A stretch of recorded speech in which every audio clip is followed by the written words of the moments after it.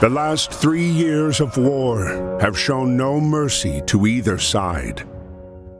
The bitter fighting continues across Europe over land, sea, and air, leaving behind mountains of casualties and many more broken souls. The United States till now had remained neutral, but the mounting economic pressure and the return of Germany to unrestricted submarine warfare finally awakes the sleeping giant. On April 6, 1917, the United States declares war on Germany. Within months of the declaration, the U.S. Army launched the first universal draft. And despite enduring segregation in their own country, over 360,000 African Americans enlist, eager to show their patriotism, in hopes of returning home as heroes. James is one of these men.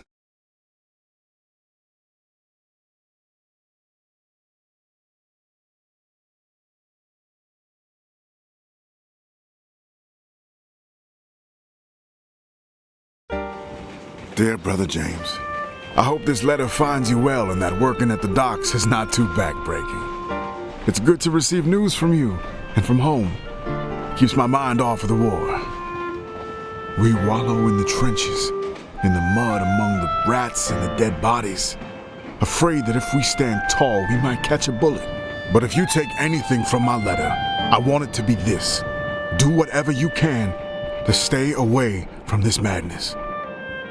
You followed me everywhere when we were kids. But please, don't follow me here, James.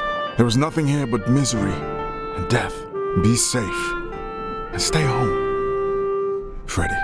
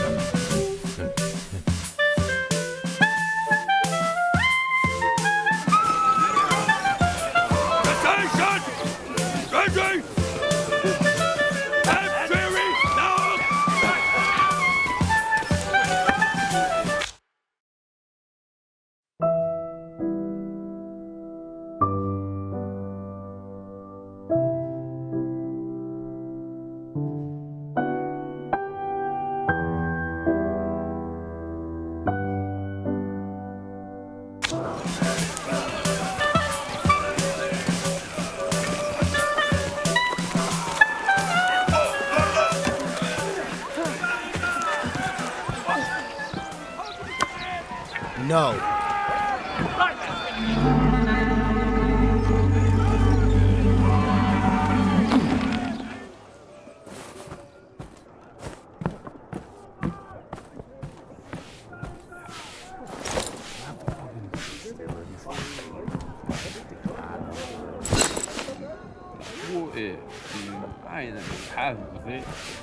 Up, up, up!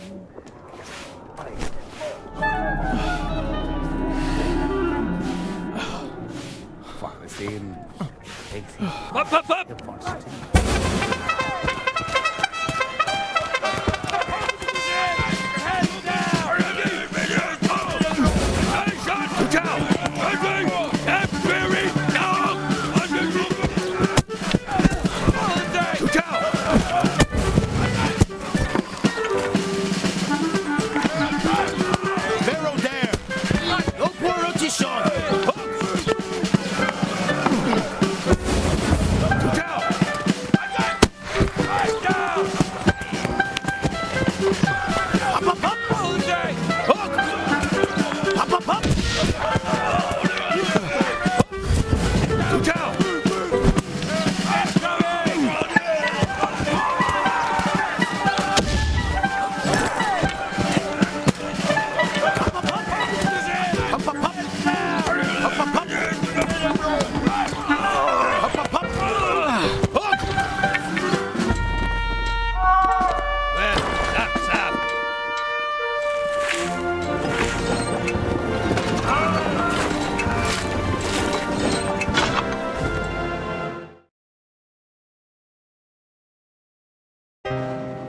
Dear Freddie, It's good to hear from you. Sorry to disappoint, but it looks like I'm following you around again. I've already enlisted with the 15th New York National Guard Regiment, or the old 15th, as they call us. We're done with our training and on our way to the front. We'll sail from New York to France. We're on our way to help you win the war. But don't you worry about me. I can take care of myself just fine. Your little brother, James.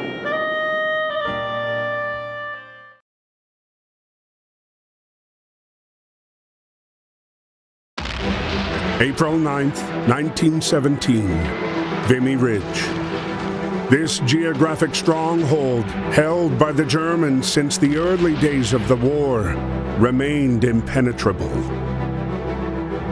In the latest attempt to break through the German defenses, ground forces were ordered to team up with the British Royal Flying Corps.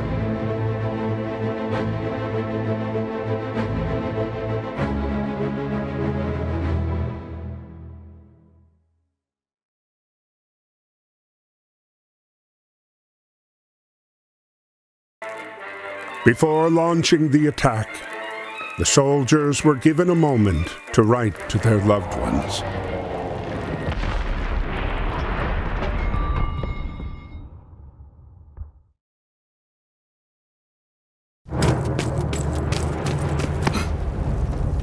Aim.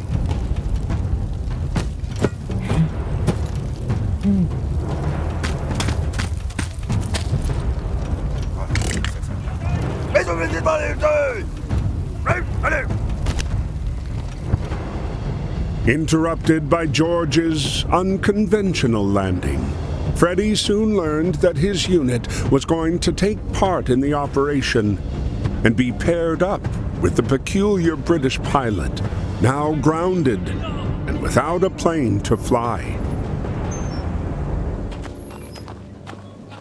10 hot! Oh! Ready?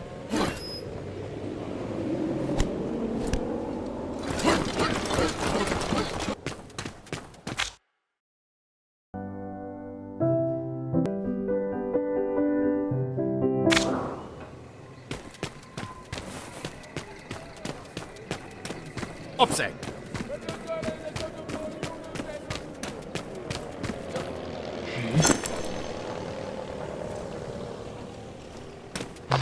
Archie!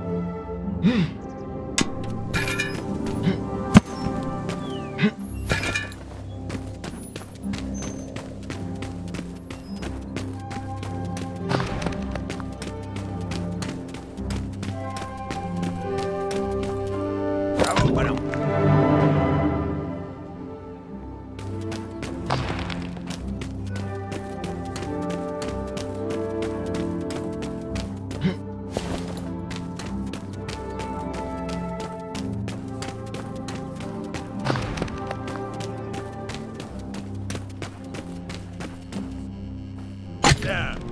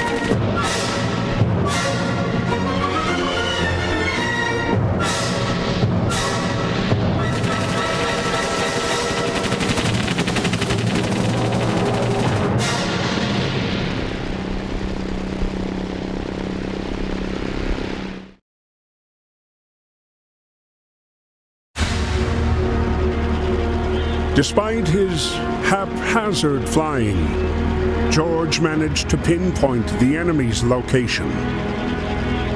He relayed the information to Freddy, who then launched the strike on the enemy cannons.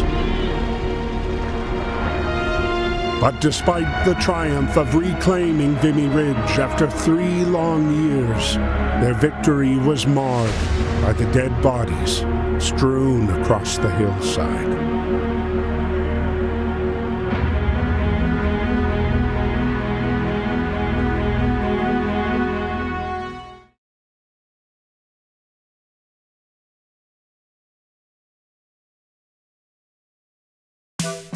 While Europe was torn apart by war, the U.S. had begun a massive mobilization in what many believed could permanently change the tide of the war.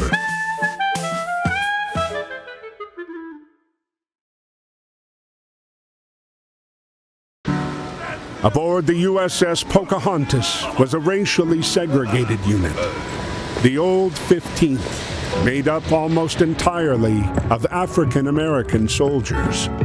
These men were sailing to Europe, ready to put their lives on the line, to prove their love for a country that didn't always love them back. Dear Freddy, we're on our way to France. This is our first night at sea. But don't worry, me and the boys are ready. Speaking of the fellas, I lucked out and I'm getting on good with a fine bunch of them.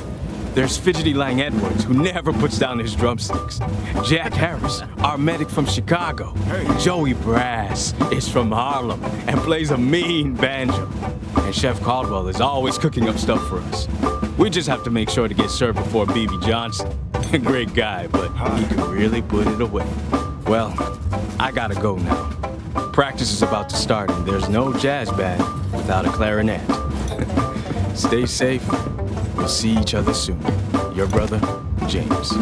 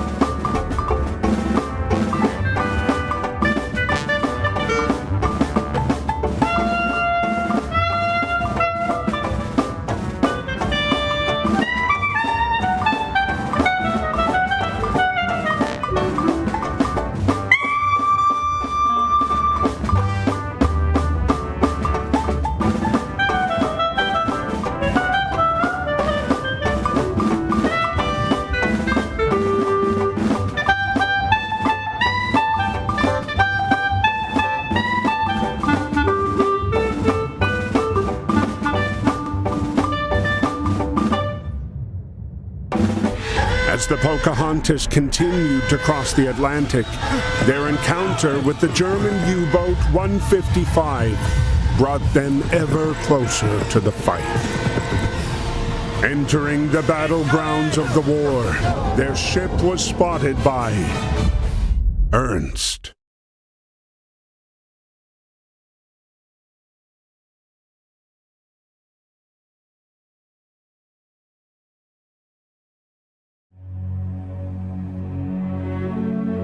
May 31st, 1916. On land, the conflict was bogged down in trench warfare. Neither the Allies nor the Central Powers were able to make significant gains. At sea, Allied forces dominated Germany with a crippling blockade. Determined to stay away from the war, Ernst escaped to the solitude offered by the depths of the sea. It was here below the surface that he scavenged, hoping to eke out a living.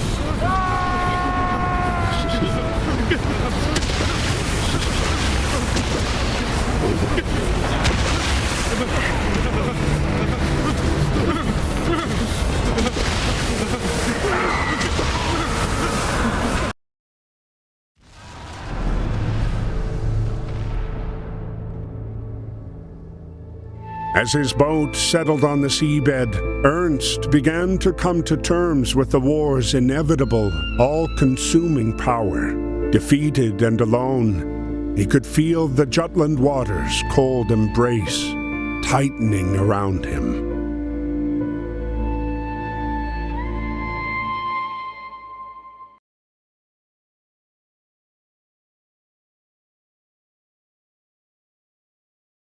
Stranded for hours in the aftermath of the Battle of Jutland, Ernst was starting to feel his grip slip away. But when the merchant sailors aboard the submarine, the Germania, came to his aid, they not only saved Ernst's life, they also took him in as one of their own. In them, Ernst found kindred spirits and instantly felt right at home.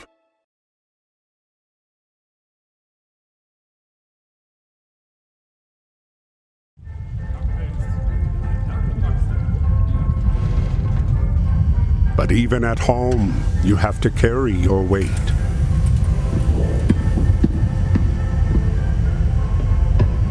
Schnaps und Wams? Schuba, Potter!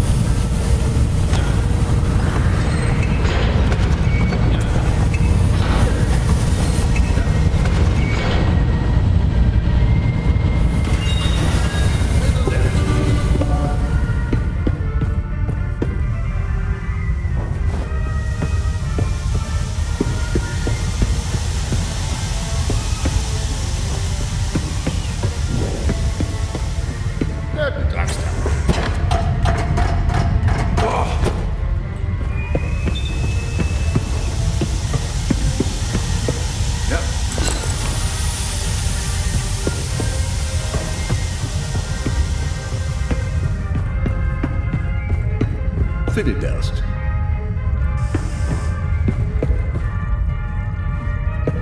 Fitted dust.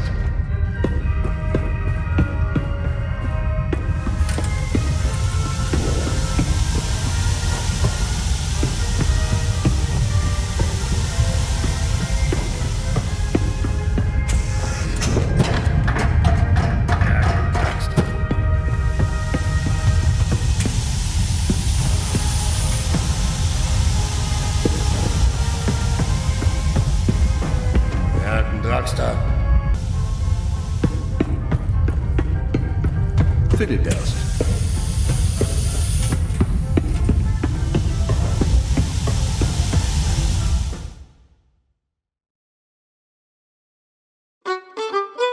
(1916). The U.S. had remained neutral, allowing for business as usual. Despite trade blockades, the few merchant submersibles in existence, like the Germania, were still able to trade with them.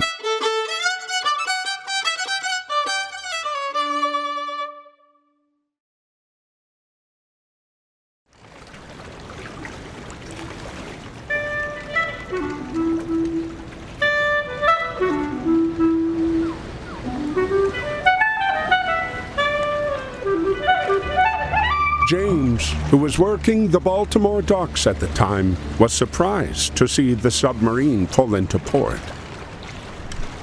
Weiter. Hey. Huh?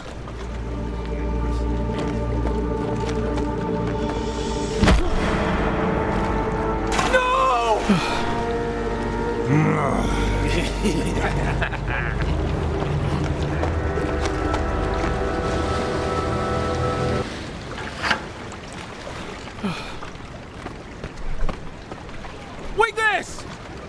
You kick.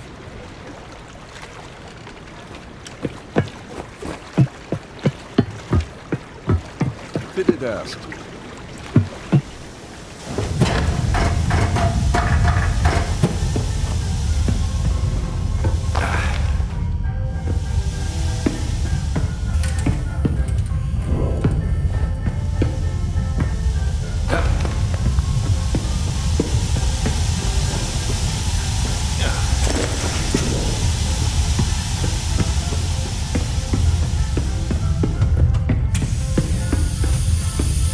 You kick. Klar gebrauchst. Nunca.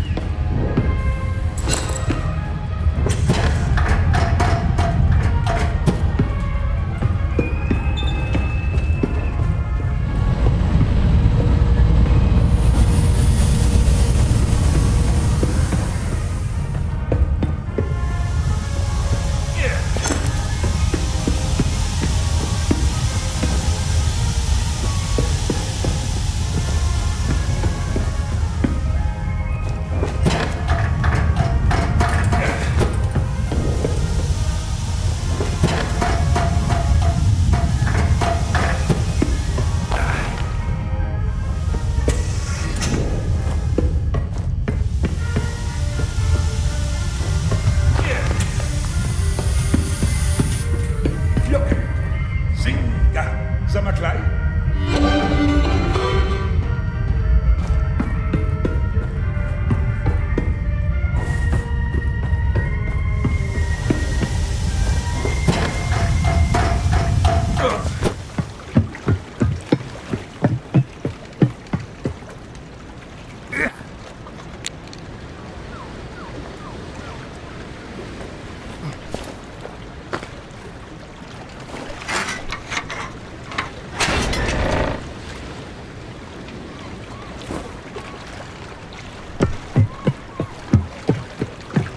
Kunst.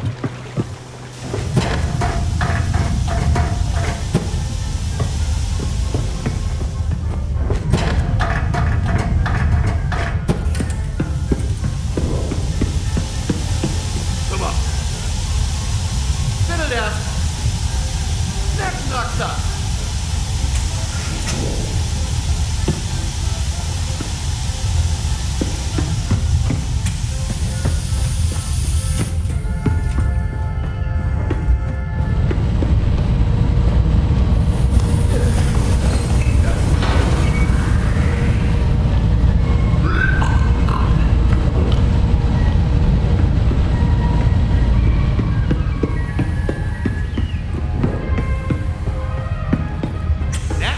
Singard. Nervenraxer.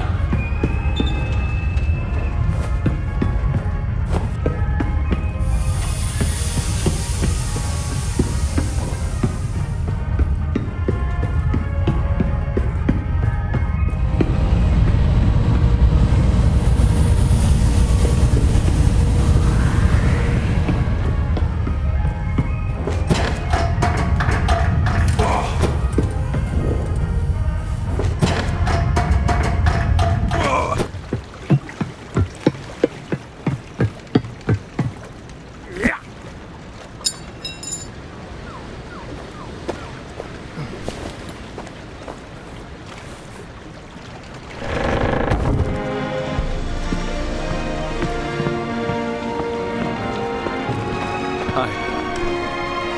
James. Here you go. Who got? Clarinet. Clarinette. Hola, Clegg.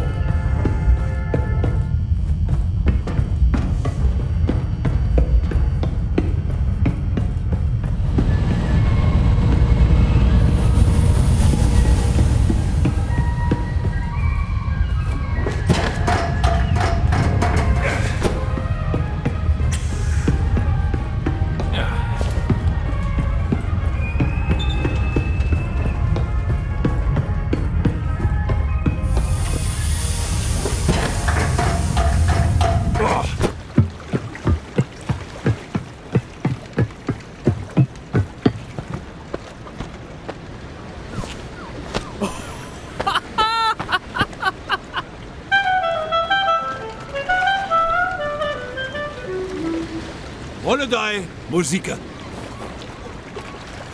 Yes.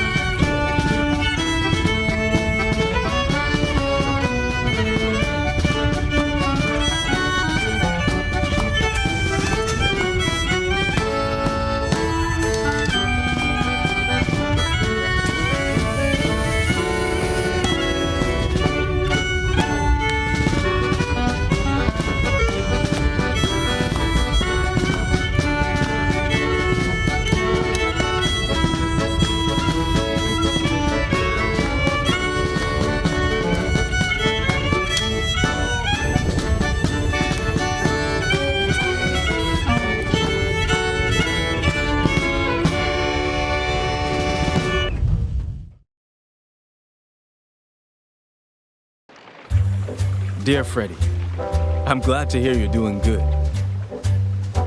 I hope you won't be upset with me, what with the war and all, but I recently met a German, and we really had a lot in common. It turns out Ernst is a damn good musician. I'm proud to say he's become a friend.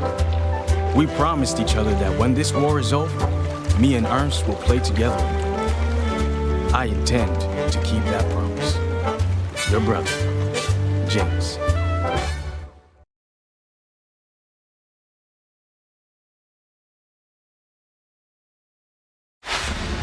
The Germania's voyage was a commercial success, and her crew returned eager for their next trade.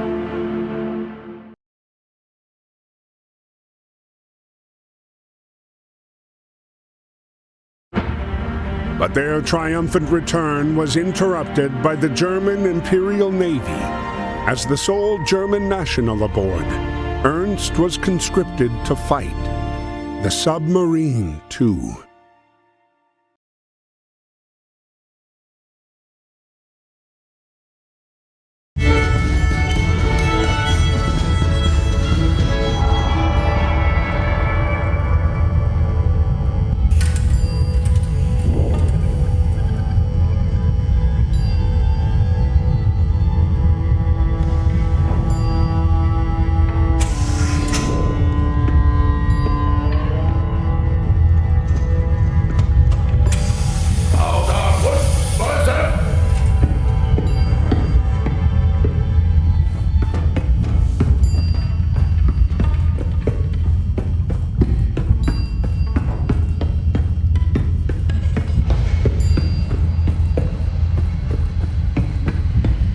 By decree of the Kaiser, the Germania was henceforth ordered to hunt convoys in the Atlantic.